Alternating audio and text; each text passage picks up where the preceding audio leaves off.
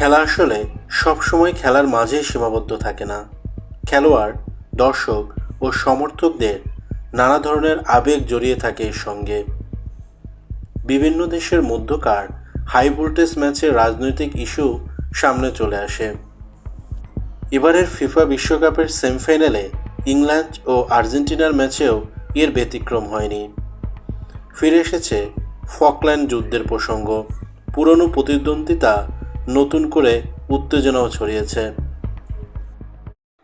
তবে চলুন জানি ফকল্যান্ড দ্বীপপুঞ্জ কী বা কেন এত আলোচনায়।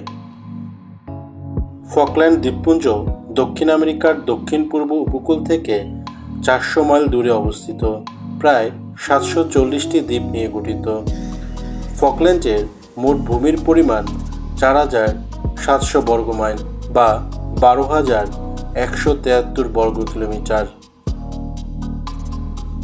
ফকল্যান্ড দ্বীপপুঞ্জ পর্বত, সমতল সমভূমি, উপকূলীয় অঞ্চল ও বালুময় সৈকত নিয়ে গঠিত।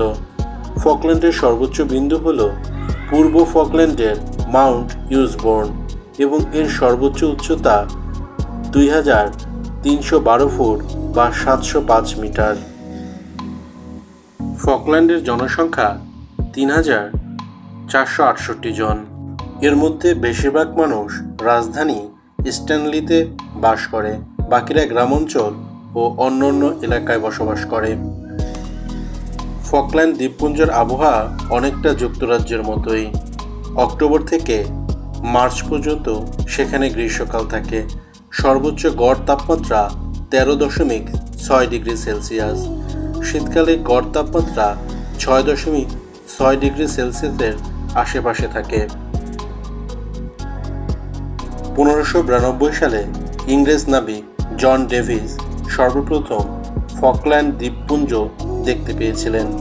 ব্রিটিশদের মধ্যে 1765 সালে ব্রিটেন প্রথম সেটা নিজেদের বলে দাবি করে।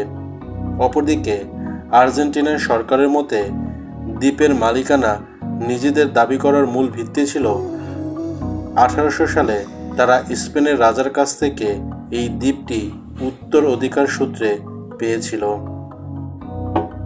1832 সালের 6 অক্টোবর আর্জেন্টিনার সামরিক বাহিনী 67 বছর আগের ব্রিটিশ দাবিকে উপেক্ষা করে ফকল্যান্ড দ্বীপপুঞ্জের উপর নিজের সার্বভৌমত্ব প্রতিষ্ঠার চেষ্টা করে। তবে 1833 সালের 2 জানুয়ারি ইংরেজ রয়্যাল নেভি কোনো প্রাণহানি ছাড়াই আর্জেন্টিনার সামরিক বাহিনীকে উচ্ছেদ করে। তার 1 বছর পর সেখানে স্থায়ী ব্রিটিশ প্রশাসন প্রতিষ্ঠিত হয়। পরবর্তীতে 1845 সালে সেখানে স্ট্যানলি প্রতিষ্ঠিত হয় এবং আজ অবধি সেটা সেখানকার রাজধানী হিসেবে রয়ে গিয়েছে। 1 এপ্রিল 1982 আর্জেন্টিনার সামরিক জান্তা বাহিনীর প্রধান লিওগেন্ডো গালতেরি ফকল্যান্ড দ্বীপপুঞ্জ আক্রমণ করে বসেন। প্রায় 74 দিনের রক্তক্ষয়ী যুদ্ধের পর 14 জুন 1982 ব্রিটিশ বাহিনীর কাছে আর্জেন্টিনার সামরিক বাহিনী পরাজিত হয়। এই যুদ্ধে আর্জেন্টিনার 250 জন ও ব্রিটেনের 225 জন সেনা নিহত হয় বলে উভয় পক্ষ দাবি করে।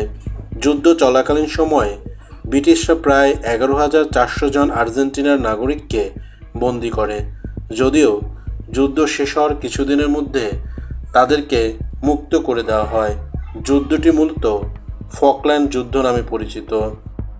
ফকল্যান্ড দ্বীপপুঞ্জটি বর্তমানে ব্রিটেনের নিয়ন্ত্রণে থাকলেও মূল সার্বভৌমত্বের বিষয়টি অমীমাংসিতই রয়েছে।